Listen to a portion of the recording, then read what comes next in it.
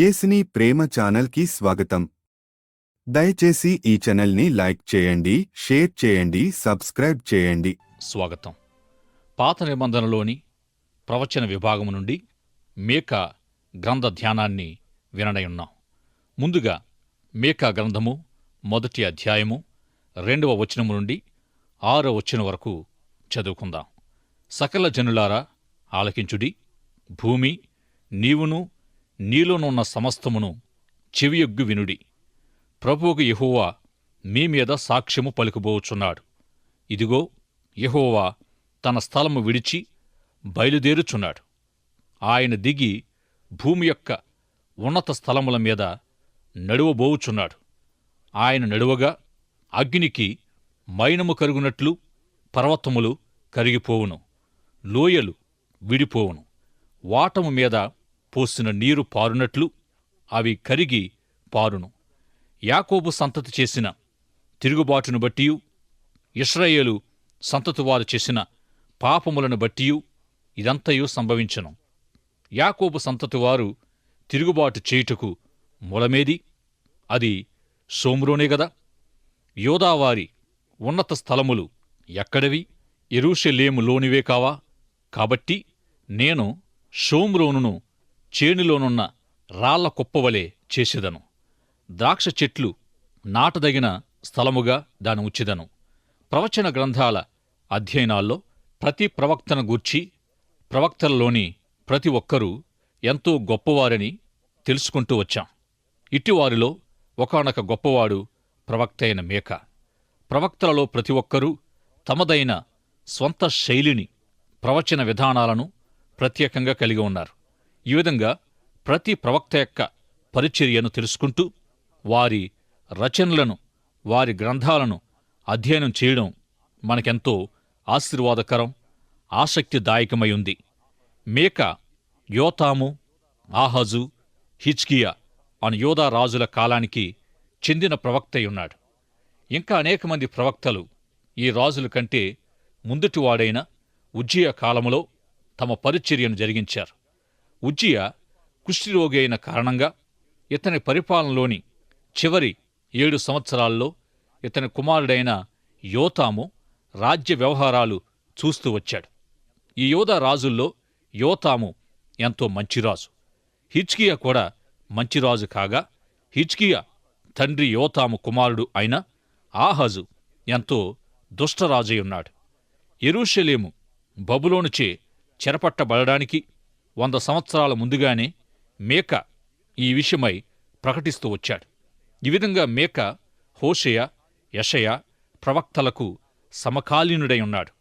మేకా దినాల్లో నైతికంగా, సామాజికంగా, ఆధ్యాత్మికంగా పరిస్థితులు ఎంతో కలుషితమై ఉండగా, మేకా తన ప్రవచన పరిచర్యను ప్రారంభించి జాతీయ నాయకత్వంపై ప్రాముఖ్యంగా మాట్లాడుతూ వచ్చాడు.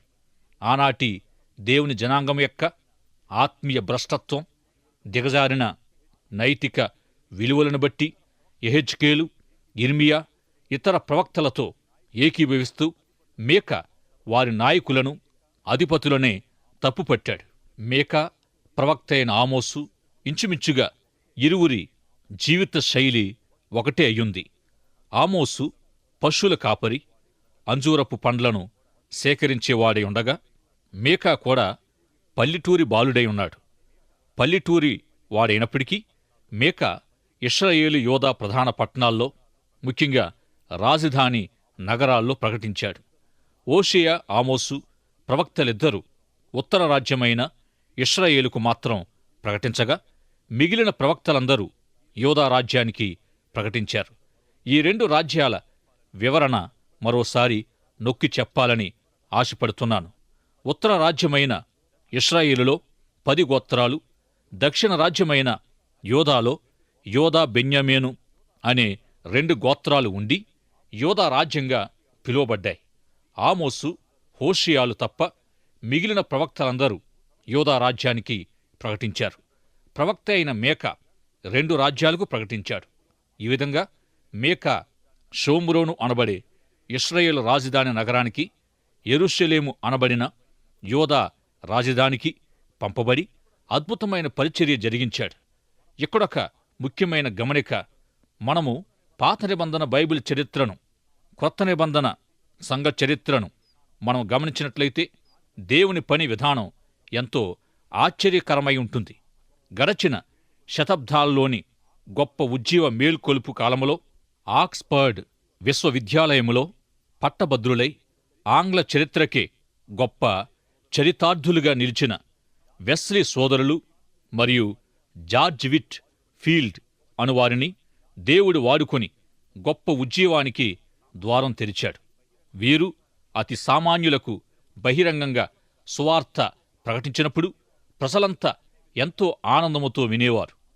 ఇదే విధంగా 100 సంవత్సరాల అనంతరం ఎటువంటి గొప్ప విద్యార్హతల్లేని డిఎల్ మూడీ అనే సామాన్యమైన వ్యక్తి సరి అయిన వ్యాకరణం, భాష తెలియకపోయినప్పటికీ ఎంతో గొప్ప విధానములో తన ప్రజల్లో వాడబడ్డాడు.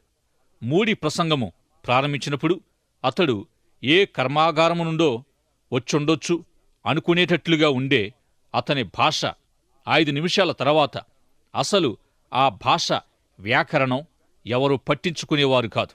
ఈ విధంగా మూడీ ఆక్స్ఫర్డ్, కేంబ్రిడ్జ్ విశ్వవిద్యాలయాల విద్యార్థులకు, విద్యావేత్తలకు బోధించినప్పుడు వారెంతో ఆసక్తితో వినేవారు. కారణం పరిశుద్ధాత్మాభిషేకం. ఈ విధంగా శక్తివంతమైన పరిచర్య మూడీ ద్వారా జరిగించబడింది. అయితే మనిషి విధానం ఏమిటంటే విద్యావేత్తలను విద్యావంతుల మధ్యకు, పామరులను పొలాల్లోనికి పంపించాలనుకుంటాం. కాని దేవుడు అలా చేయడు. అపోస్తుడైన పౌలు గొప్ప చదువరి అయి రబ్బీ అని, పరిసయ్యుడని అనిపించుకునే వేదాంత విద్య గలవాడు. పౌలు గొప్ప విద్యావంతుడు. లేఖనాలను బాగా ఎరిగిన గమలీయేలను వ్యక్తి పాదాల దగ్గర నేర్చుకున్నవాడైనప్పటికీ ఎట్టి వేదాంత చరిత్ర లేని అన్యజనులు, తెలియని వారి మధ్యకు పంపించబడ్డాడు. ఇంకా చేపల పట్టే జాలరులైన పేతురు, యాకోబు, యోహాను మొదలగు వారు సువార్త పక్షంగా మాట్లాడినప్పుడు పండితులైన సన్హెద్రిన్ సభాసభ్యులే ఆశ్చర్యపోయారు. ఎందుకంటే ఈ శిష్యులకు చదవడం, రాయడం సరిగ్గా రావు. పామరులయుండి వారు అగుపరచిన జ్ఞానానికి, ధైర్యానికి లోకం ఆశ్చర్యపోయింది. అప్పుడు వారు యేసుతో కూడా ఉండినవారని లోకము శిష్యుల్ని గుర్తించింది. ఫలవంతమైన మూడీ యొక్క పరిచర్యలో దేవుడతనని ఇంగ్లాండుకు సువార్త నిమిత్తమై నడిపించినప్పుడు అనేకులు ఇంగ్లాండులో మూడీ విఫలం కాగలడని తలంచారు. ఏదో అమెరికా మూలల్లో ప్రకటించినంతలో ఘనత వహించిన ఇంగ్లాండు దేశానికి వెళ్ళగలడా అని అనుకున్నారు. ఇక ప్రసంగికుడైన మూడీ సేంకి అనే గాయకుడిని ఎల్లవేళలా తన వెంట పెట్టుకుని ఉండేవాడు. మూడీ ఒక వాక్య భాగం చదివి కూర్చుంటే శంకి ఒక పాట పాడేవాడు. ఈ విధంగా ఈ ఇద్దరు వాక్యము, పాట ఒకదాని వెంట ఒకటిగా నిర్వహించేవారు. తప్పిపోయిన కుమారుని సందర్భాన్ని లూకాసు వార్త 15వ అధ్యాయంలో నుండి మూడీ చదివి కూర్చున్నప్పుడు శేంకి 99 గొర్రెలు క్షేమంగా ఉండగా ఒక గొర్రెను పోగొట్టుకున్న కాపరిని గుర్చి పాడిన వెంటనే మూడీ ప్రసంగించినప్పుడు పరిశుద్ధాత్మ వందలాది ఆత్మలను రక్షించాడు. ఈ విధంగా ఇంగ్లాండ్లో ప్రవేశించగలడా అని ప్రశ్నించబడిన మూడీ తిరిగి ఇంగ్లాండుకు ఆహ్వానించబడ్డాడు. ఇట్టి దేవుని మార్గాలంటే నా మట్టుకు నాకెంతో ఇష్టం. ఈ విధంగా సామాన్య స్థితిగతుల్లో పల్లెల్లో పెరిగిన మేకా ఇశ్రాయేలు యోధా ప్రధానులను, ప్రముఖులను ప్రాముఖ్యంగా సంబోధిస్తూ సందేశాలనిచ్చాడు. మేకా మొదటి ప్రసంగము భూమిపైనుండే సమస్త ప్రజలకిస్తూ దేవుడు శిక్షించనయ్యున్న సమరయ, యెరూషలేములకు పిలుపునిస్తూ వచ్చాడు. హెబ్రీ మూల భాషలో నుండి మేకా కొన్ని సందేశాలు చదివేవారికి పెద్దగా నచ్చకపోవచ్చు. అయితే అతని సందేశాలను బట్టి మేకా యొక్క జ్ఞానాన్ని, వాక్ పటిమను మీరు అర్థం చేసుకోగలరు. మొదటి అధ్యాయము 8వ వచనం నుండి 12వ వచనం వరకు మనం చదువుకుందాం. దీనిని చూచి నేను కేకలు వేయుచు ప్రలాపించుచున్నాను. ఏమీయూ లేకుండా దిగంబరినై నక్కలు అరుచునట్లు అరచుచున్నాను. నిప్పుకోడి మూల్గునట్లు మూల్గుచున్నాను. దానికి తగిలిన గాయములు మరణకరములు. అవి యోదాకు తగిలియున్నవి. నా జనుల గుమ్మముల వరకు, యెరూషలేము వరకు అవి వచ్చి ఉన్నవి. గాతు పట్నములో దీనిని తెలియజెప్పవద్దు. అచ్చట ఎంతమాత్రమును ఏడవవద్దు. బేత్లెయెఫ్రలో నేను ధూళిలో పడి పొర్లితిని. షాపీరు నివాసి దిగంబరివై అవమానమునుంది వెళ్ళిపొమ్ము. జయనానువారు బయలుదేరక నిలిచిరి. ప్రలాపము బేతేజులులో మొదలుపెట్టి జరుగుచున్నది. మారోతువారు తాము పోగొట్టుకొనిన మేలును బట్టి బాధ నొందుచున్నారు. ఏలయనగా యెహోవా యొద్ద నుండి కీడు దిగి యెరూషలేము పట్టణ ద్వారం మట్టుకు వచ్చెను. ఈ వాక్య భాగములోని షాపీరు అనే పదము సౌందర్యానికి, జయనాను అనే పదము ముందుకు సాగి వెలుట అనేదానికి, బేతేజులు అనేది పునాదికి అర్థాలుగా లేక నిర్వచనాలుగా ఉన్నాయి. అయితే ఇట్టి అర్థాలకు ప్రతికూలంగా దిగంబరత్వం, బయలుదేరక ఆగిపోవడం, పునాది యొద్ద బాధ ప్రారంభం అనేవి వినబడుతున్నాయి. ఇక మీకా ఈ విధంగా తెలియజేస్తూ ఉన్నాడు. పడగొట్టబడిన పట్టణాలను చూచి కన్నీరు విడువమని, ధూళి పట్నములో దుమ్ములో పడి పొర్లుమని, ఖాళీ అయిన పట్నములోనికి దిగంబరిగా పారిపొమ్మని చెబుతూ తన మొదటి ప్రసంగాన్ని ఎంతో ఉజ్జీవకరంగా వినిపించాడు. తన ప్రసంగం యొక్క ముఖ్యోద్దేశమేమిటంటే దేవుడు తన ప్రజలందరి ద్వారా మహిమ పొందగోరుతున్నాడనేది. తానేమయ్యున్నాడో ప్రజల ద్వారానే ఈ లోకానికి చూపించగోరుతున్నాడు. తన సృష్టి అంతటిలో దేవుడు ఎందుకు మనిషికి ప్రాముఖ్యతను ఆపాదించాడంటే, ఎందుకు ముఖ్య స్థానాన్నిచ్చాడంటే, అసలు ఎందుకు సృష్టి అంతటిలో అతి శ్రేష్ఠుడిగా మనిషిని సృజించాడు అంటే, దేవునికి ఎవరూ తోడు లేరని, ఒంటరివాడైపోయి సహవాసము కోసం మనిషిని చేశాడా అంటే కాదుగాని, తన పోలికను, తన స్వరూపాన్ని ఈ లోకములో ప్రసరింపచేయడానికి, దేవుణ్ణి ప్రతిబింబింపచేయడానికి తన వలె మనిషిని చేశాడు. అయితే దేవుని బిడ్డలమైన మనము దేవుని గుణగణాలను, ఆయన స్వభావ స్వరూపాల్ని ఎంతవరకు ఈ లోకానికి ప్రత్యక్షపరుస్తున్నామో మనల్ని మనం పరిశీలించుకుందాం. ఇక 2వ ప్రసంగము 3వ అధ్యాయము 1వ వచనము నుండి 3వ అధ్యాయము 15వ వచనం వరకు కొనసాగింది. మొదటి సందేశం వలనే 2వ సందేశము కూడా ఎంతో శక్తివంతమైంది.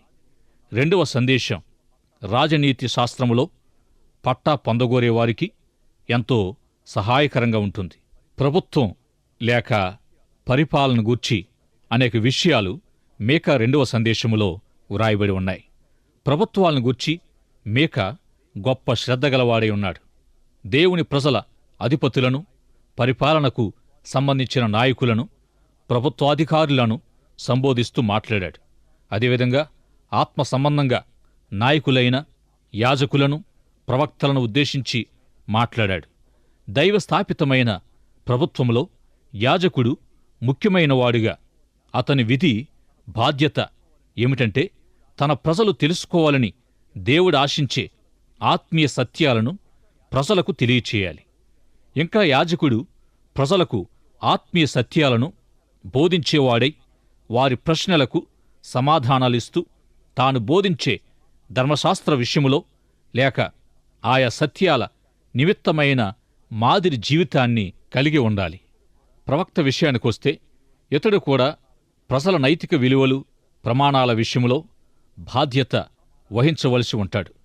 ధర్మశాస్త్రాన్ని ప్రజలకు బోధించడానికి యాజకులను తమకు బోధించబడే దేవుని వాక్యానికి విధేయత చూపేటట్లు ప్రజలను ప్రవక్త హెచ్చరించి ప్రోత్సహించవలసి ఉంటాడు. యాజకులలో అవినీతి పెరిగిపోయి ప్రజలలో నైతిక ప్రమాణాలు పడిపోయినప్పుడు ప్రవక్తలే బాధ్యులవుతారు. ఈ విధంగా దైవస్థాపిత ప్రభుత్వంలో యాజకుడు మొదటివాడు, ప్రవక్త రెండోవాడు కాగా మూడవ నాయకుడు దేవుని ధర్మశాస్త్ర విషయములో యాజకులచే బోధించబడే దైవ చట్టాన్ని ప్రజలు నెరవేర్చేటట్లు చూడాలి. ఈనాడు మనము కూడా దైవ నియమాల్ని, చట్టాన్ని బోధించే సంఘ కాపరులను ఒక ప్రక్క, ప్రజలకు బోధించబడే చట్టాన్ని అమలు జరిపించడానికి ప్రజలపై నియమితులైన అధికారులను మనం కలిగి ఉన్నాం. ఈ విధంగా అధికారులు దేవునిచే నియమింపబడినవాడై ఉన్నారని, వీరు ఊరకయే ఖడ్గము ధరింపరని, ఎవరైతే చట్టాన్ని అతిక్రమించి తప్పు చేస్తారో వారిపై ఆగ్రహం చూపే దేవుని పరిచారకులని పౌలు భక్తుడు తెలియజేశాడు. నేటి మన అధికారులు, ప్రజారక్షకులు కలిగి ఉంటున్న తుపాకీలు ఒక్క మీటు నొక్కగానే పేల్చివేసే పిస్తోళ్లు దేవుడి వారికిచ్చిన ఆయుధాలే. ఈ విధంగా లేఖనాల ప్రకారం దేవునిచే నియమింపబడిన ప్రభుత్వం యొక్క 3 దశలను గూర్చి మీకా తన గ్రంథములో తెలియజేశాడు.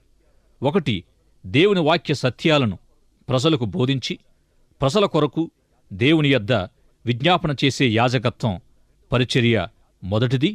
2వది, యాజకులచే బోధించబడిన ధర్మశాస్త్ర సత్యాలను ఆచరించి విధేయత చూపేటట్టు ప్రజలను హెచ్చరించి ప్రోత్సహించే ప్రవక్త పరిచర్య 2వది కాగా, యాజకుల ద్వారా దేనినైతే పొందారో, ప్రవక్తల ద్వారా దేని నిమిత్తం హెచ్చరించబడ్డారో అట్టి దేవుని ధర్మశాస్త్ర చట్టాన్ని ప్రజలచే, పౌరులందరిచే అమలు జరిపించే బాధ్యత సమాజములోని అధికారులదై ఉంది.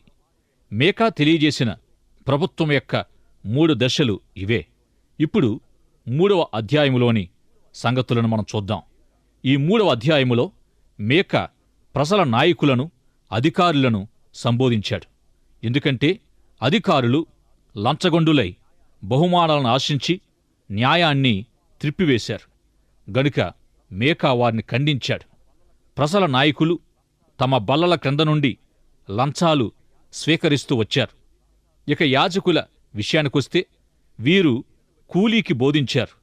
దీనిని బట్టి మనము అర్థం చేసుకోగలిగేదేమిటంటే, ఈ యాజకులు దేవునిచే పిలువబడినవారు కాక యాజకత్వాన్ని జీవనోపాధి నిమిత్తమైన ఒక వృత్తిగా చేపట్టారు. హెబ్రీ పత్రిక 5వ అధ్యాయములో ప్రతి యాజకుడు యాజక సేవ నిమిత్తమై దేవునిచే పిలువబడాలి. నిజంగా దేవునిచే పిలువబడినవారెవరైనా త్యాగ నిరతితో దేవుని సేవిస్తారు. దేవునిచే పిలువబడిన వారికి జీతాలు, వేతనాలు ముఖ్య స్థానములో ఉండవు. దేవునిచే పిలువబడి దేవుని సేవను పొందిన ప్రతి ఒక్కరూ త్యాగము, నిస్వార్థత ప్రధానంగా కలిగి ఉంటారు. త్యాగపూరితంగా, నిస్వార్థంగా దేవుని సేవ చేయాలంటే సేవకులు నిజంగా దేవునిచే పిలువబడి దేవుని సంబంధులై ఉండాలి. దైవ సేవకుడు దేవుని పిలుపు ద్వారానైనట్టి సేవను సంపూర్ణపరుస్తున్నాడు. సంఘ విశ్వాసులే సేవకుల అక్కరల నిమిత్తమైన బాధ్యతను కలిగి ఉంటారు. అయితే దైవ సేవకుడు లాభాల కొరకు ఎదురు చూడకూడదు. ఇతరులతో ఎన్నడూ పోల్చుకోకూడదు. మీకా ఈ విధంగా దైవ సంబంధమైన పిలుపుతో కూడిన యాజకత్వంలో లౌకిక తత్వం చోటు చేసుకున్నప్పుడు ఎంతో వేదన చెందినవాడై ఆత్మీయ విశ్వాస భ్రష్టత్వానికి గురైన యాజకులను, ప్రవక్తలను, అధికారులతో సహా ఖండించాడు. ప్రవక్తలపై ఎంతో కఠినంగా, దృఢంగా నేరస్థాపన చేశాడు. ఈ విధంగా ఉన్నత పదవులను, ధనాపేక్షను మీకా ఖండిస్తూ వచ్చాడు. యాజకులు కూలీకి బోధించినప్పుడు యాజకత్వం జీవనోపాధి మార్గమైపోయింది, లౌక్యముతో కలిసిపోయింది. ఇదే విధంగా ప్రవక్తలు డబ్బుకు ప్రవచనాలు చెప్పారు గనుక మంత్రతంత్రాలు జరిగించేవారికి ప్రవక్తలను పోల్చాడు. ఈ విధంగా ప్రవక్తలు మాంత్రిక విద్య అభ్యసించిన వారి వలె వ్యవహరించినప్పుడు ప్రవక్త అయిన యిర్మీయా వలనే మీకా కూడా వ్యతిరేకించాడు, వారిని ఖండించాడు. ప్రవక్తలు తమ స్వంత దర్శనాలను, కలలను అనుసరించి ప్రకటించినప్పుడు యిర్మీయా, మీకా ఎంతో ఆందోళన చెందారు. ఇక దేవుని ప్రజలు తమ ఆరాధన స్థలాల్లో దేవుని వాక్యమనే ఆహారముతో తమను ఎవరైనా పోషిస్తారా అని దేవుని ఇల్లు అనబడే మందిరములో గొర్రెల వలె ఆశతో వాక్యాహారం కొరకు ఎదురు చూచేవారి నిమిత్తమై మీకా గొప్ప భారాన్ని వ్యక్తపరిచాడు. ఎందుకంటే యాజకులు కూలీకి బోధలు చేస్తూ, ప్రవక్తలు డబ్బుకు సోదె చెప్పే శకునగాండ్ల వలె ప్రవర్తించినప్పుడు దేవుని ప్రజలకు వాక్యం వినబడే అవకాశం ఎక్కడా లేకపోయింది. ఈ విధంగా ఆత్మీయ నాయకత్వములో యాజకులు, ప్రవక్తల వైఫల్యం వల్ల ప్రభుత్వం కూడా వేరైపోయింది. ఇక ప్రభుత్వ విధానం లేక పరిపాలన గూర్చి యెషయా, మీకా ఒకే విధంగా అభిప్రాయాలను కలిగి ఉన్నారు. యెషయా తాను చూసిన దర్శనములో దేవుడు సింహాసనాసీనుడై ఉండుట గమనిస్తాడు. అంటే దేవుడే సర్వాధికారి అనే సత్యం ఆ దర్శనములో ప్రత్యక్షమయ్యింది. దానియేలు గ్రంథములో కూడా ఈ సత్యము రుజువు చేయబడింది. ఎలాగంటే నెబుకద్నెజరు 7 సంవత్సరాల పాటు తన ఉన్నత స్థానము నుండి తొలగించబడినప్పుడు సర్వాధికారి అయిన దేవుడు ఎవరికి రాజ్యాధికారాన్ని ఇవ్వగోరతాడో వారికే ఇస్తాడనే సత్యాన్ని అతడు అంగీకరించాడు. దైవ స్థాపితమైన ప్రభుత్వములోని నాయకులు దేవునితో సరైన సంబంధాన్ని కలిగి ఉంటూ సరైన స్థానములో ఉన్నప్పుడే ఆ ప్రభుత్వం నిలుస్తుంది.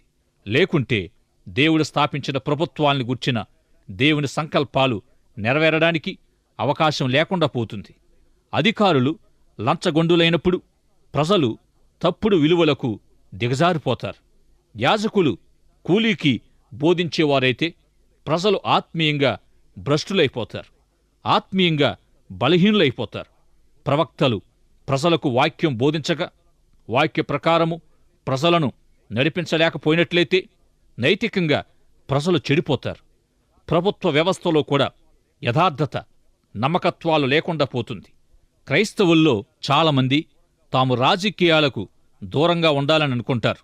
కాని దేవుడే ప్రభుత్వాల్ని స్థాపించేవాడు, ప్రభుత్వం ద్వారా పనిచేసేవాడై ఉన్నాడు. మీకా సూచించిన 3 దశల ఎడల దేవుడు గొప్ప ఉద్దేశాన్ని కలిగి ఉన్నాడు. ఈ 3 విధాల ప్రభుత్వం పనిచేయకపోవడం దేవునికిష్టం లేదు. ఇక మీకా 5వ అధ్యాయము 2వ వచనములో మెస్సియా యొక్క ప్రవచనం వ్రాయబడింది.